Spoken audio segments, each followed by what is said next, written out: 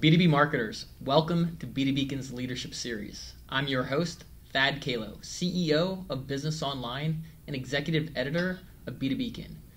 Well, we are here in the lovely city of San Francisco, home to innovation, technology, and yes, plenty of Priuses. But more importantly, a colleague of mine, Diane Peace, Inbound Marketing Manager for Cisco. Diane, welcome. Thank you very much. And welcome to California for the first time. Is that correct? That is correct. I have been as far west as, Colorado, but I've never quite come over this way. So first time in California. I'm very excited to be here. We're excited to have you, and thanks for joining us today.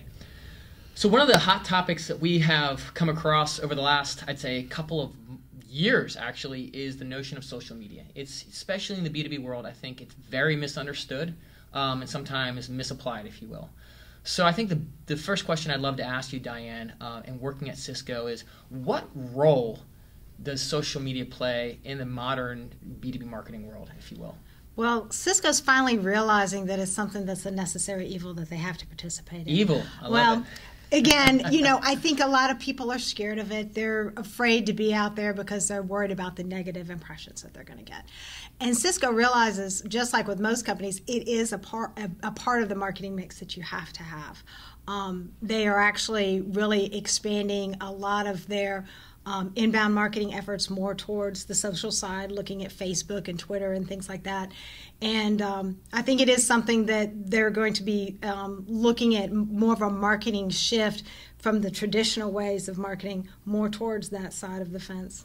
Okay, fantastic. And so if you could maybe give some color and insights around to that moment of shifting, was there a particular change in leadership? Was there an aha moment within the inbound team? How did you turn the corner in terms of understanding the need of social media within a company like Cisco? That's a great question. A lot of it has come at the top. One of the things that's great about Cisco is they recognize the need to change. And a lot of the executive meetings that they've had recently, they realize that in order to keep up, they have to change a lot of their strategy. So it's been kind of something, interestingly, from the top down that they're kind of pushing down. But I do think there's some bottom-up movement as well, just coming from, we're bringing in a lot of new people and a lot of new ideas to the company. So it's kind of nice that everybody's come to the agreement that, social is an important part that we have to participate in. Okay, fantastic. So when I think about Cisco, and I know it's much more dynamic and larger than this, I think about engineering technology. I think about routers. I think about switches. That's what right? Everybody thinks about. Yeah, for sure. And so tell me a little bit more about where these audiences are involved in social media. Where are these communities built? Why are they there? And then how are you tapping into them from a social perspective? Well, that's a great idea. One of the things that we're kind of looking at is developing content and putting it out, trying to find where these people are. So again, we work with a lot of partners, we work with individuals, and of course we work with a lot of different large companies. So we have a very large client base that's kind of different areas that we're looking at. So it's putting out there messaging that appeals to those different individuals. And so we're going where those people are. And we've done a lot of research to determine, if someone's looking for a switch, for example, they may go and ask some people that they know, well, what information do you have? So they use their community or their network to find information about that before they might actually start going out there and doing their research. So it's important to be there and have the right messaging out for those different individuals, depending on, whether they're a CEO or someone that's looking for a switch. Sure. And you hit on an interesting topic, Diane, that's near and dear to our heart, is what I call the notion of social proof persuasion, right? Someone in your role in a similar company has found this product or service to be valuable. Will it help me? So how are you actually identifying the influencers that are actually going to help carry the story on behalf of Cisco to say, this is a great organization, this is a great product to work with, so you can influence those folks through social, if you will? Well, looking at the marketing funnel, again, kind of talking about awareness down to what we call leads or conversion, because leads is basically what we are trying to get to as far as our goals, is making sure that our message is consistent across whatever social mediums we're using. So if we're on Twitter or on Facebook or on LinkedIn, when LinkedIn is something that we're doing a lot of investment in now, it's important to make sure that we're saying the same things on a consistent level. And how do you do that? I mean, that's a challenge, but we're working on it. Those are human beings communicating and they're not all going to say the same things or react the same way, right? Because you can't do all of that at scale. And that's something we're working on now. So that is a challenge that is before us, and we're definitely trying to make that happen. But just like with any company, it's a struggle because you have different organizations and different leadership across a lot of different platforms. And again, that's something we're trying to improve upon too. Sure. And can I say something that may be controversial? Of course. Okay. That leveraging social to have standards. I understand the need to maintain brand standards. Absolutely, that's the basis for marketers. But to have complete standardization of messaging across social, sometimes it breaks the notion of what social is, which is a conversation and a relationship being built, and we all build relationships in different ways. Do you agree? I would have to agree with that because, like you said, that is the ability of social. You're putting a messaging out there, but you want to be able to have that give and take, that feedback, and not feel like there's a restriction like, oh, well, we're only going to be able to put message A out there. So sometimes I think it's really more important to have maybe different, kind of like a different group of messages. They would kind of overlap different things, but not just basically trying to push one thing out there. I mean, that's kind of the goal of social, is you want to have that feedback back and forth, that interaction, so you can talk to people. And one of the things that Cisco is working on is, especially on their site, is being able to have that, like a click to chat type thing out there, so people can actually engage with somebody, ask questions, and feel like, hey, I need to understand what this product can do for me, and then being able to walk that person down the journey. But to your point, I do agree that it makes more sense to have different maybe message packets that you put out there, so to speak. So a level of standardization around maybe the products, features, and benefits, but understanding that everyone's going to communicate in a different, more human way, right? I mean, don't we have, if I remember correctly, Cisco has some sort of commercial around connecting humans, or some sort of... Oh, it's the Internet of Everything. So one of the things is Cisco's trying to be is they want to be the #1 IT company in the world. So think about, when you mentioned earlier about routers, you think obviously of the hardware piece. Well, what they're also driving to now is be more of a solutions provider. So it's not about buying the router, it's about buying the services that go around it, and it's kind of establishing that lifetime value with a client. You don't just sell them a product and then walk away. You want to be able to say, here, you want to buy this, but then there's other pieces that go around with this. There's also the software, and then there's the support, and then there's looking at what else you might need down the road. So it's a paradigm shift that they're going through in getting away from that old marketing mentality of just buying selling a service, but selling a solution. Okay, and I love that. So let's transition a bit into the notion of social media and how it spans the life of a customer engagement, right? Outside of just even marketing, how can social be leveraged to support current customers and customer support, cross-sell, upsell opportunities, in any other function within the organization? I mean, is Cisco doing that, and if so, how? That is something we are working on doing. Again, it's communicating that message through the cycle, but also the follow-up after the purchase. I mean, once somebody buys something, it's kind of like buying a car, right? You have people that call you afterwards, how you like your car, your Prius, for example. Is it still working the way you want? And then, oh, by the way, I know I have a car, and it seems like 2 years after I buy it, they start wanting me to sell me another one along the way.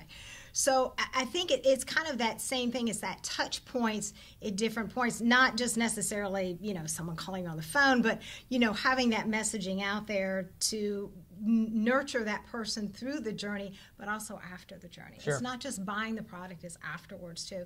And using, different social media, methods to be able to touch that person along the way. And it's kind of like, again, lifetime value. Once you want to have a customer for life, you want them to always think of you. So you have to always be there when they might be out there searching for something. It's being there where they are at all times. Yeah, supporting them in their journey, the company buying journey, as we would call it, building reciprocity, building trust as you move throughout that. Let's transition into the channel side and the platforms. As the inbound marketing manager, Diane, what channels, or excuse me, what platforms or inbound social channels are you using to help drive performance? What's been working the best for you? Recently, for us, the biggest one that's been working well is Facebook. That's a huge, often B2B marketers are shocked by that comment, and we say the same thing. but when you test, it's amazing what it can do. And how are you using Facebook to drive results? Right now we're kind of doing, it's really kind of a small pilot. Sure. So it's nothing really big. Again, it's kind of that apprehension level. Do we really want to be out on Facebook, and the connotations that people have sometimes with that. So we're just doing some really basic, some banner ads out there.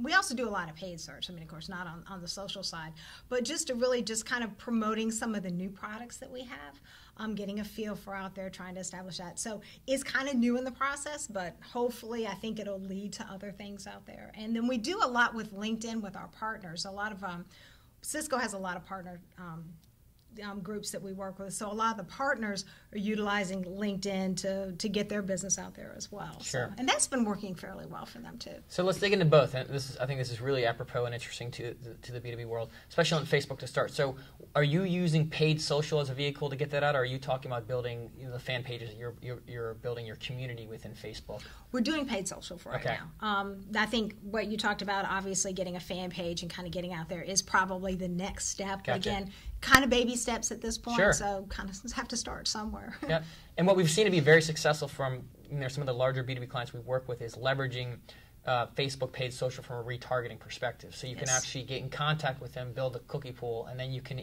market to them where they are as they're consuming through the rest of the internet, if you will. And you brought up a great point, because that's something we're really trying to get into is the retargeting market, using Facebook, and also we're utilizing paid search as well, where you've got that customer base, people that have come to your site, and how do you want to remarket to them? Do you want to do like a value add type thing, or just try to say, hey, you've come out here, and just try to reach those people because they have interest, and they're obviously, if you can establish some kind of a custom ad or some kind of custom promotion for those people, you've got a better ROI chance to bring those people back in. Yeah, that's an excellent point.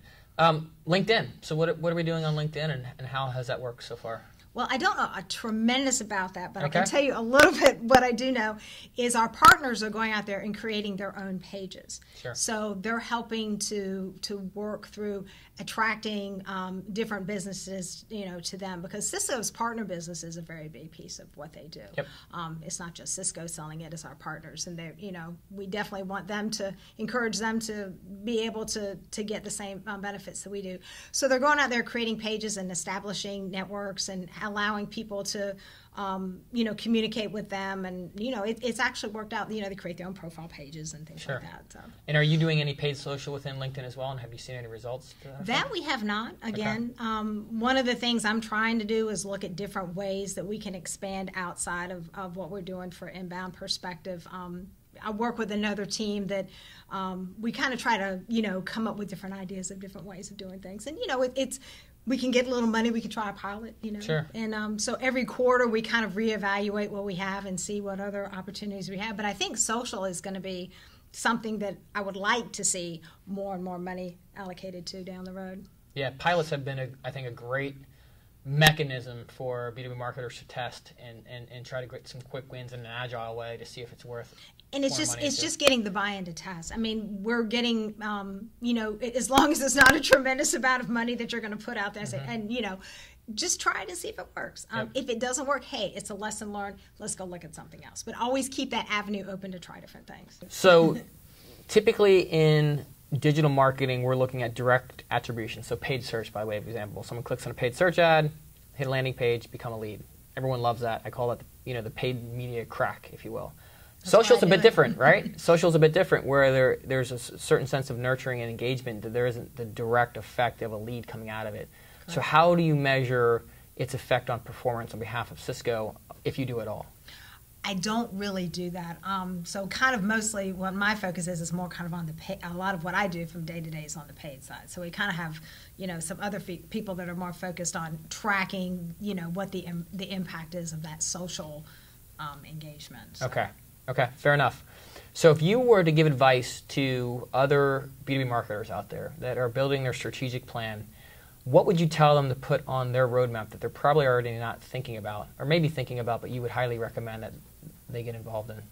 I think it kind of goes back to what we were talking about a little bit earlier, is to dedicate maybe just a small percent of the budget to try some different things out. I mean, I think Facebook, LinkedIn, Twitter can obviously a great thing, but you have to make sure that you've got somebody that's going to own it and maintain it, because I think that's the biggest challenge I think with social media is you don't just throw things out there and then not listen in what people are saying back to you.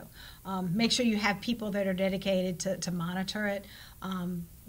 Intercept anything that might be a negative connotation or a negative. And what do you comment. do in that scenario? How does Cisco respond to negative comments in the social sphere? Well, they usually try to get onto it very, very quickly. And then just, again, it's almost like establishing that relationship with that person, understand like why they have that, that feeling, or if they've had a bad experience, and then just try to, combat with, here's some things, and maybe offer up some offers or things like that maybe might appeal to them to kind of make that negative experience maybe turn to a positive experience. Fantastic.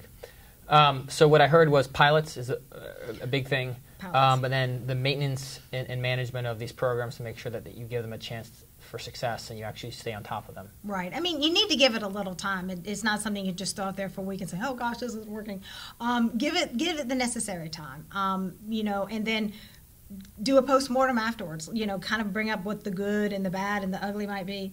See if there's maybe things that you might want to tweak. Maybe you might want to retry it again. Maybe there was things, this happened, but let's try it again and see if it might work. So, don't necessarily think something might be dead because it wasn't successful. Maybe look at ways that you might be able to do it a little bit better. Maybe try it in a different setting or maybe a different time frame. Sure. I love the notion of, testing, iterating, and testing for success. Absolutely. Well, that was fantastic. Diane Peace of Cisco, thank you so much. Thank you. Pleasure. Pleasure.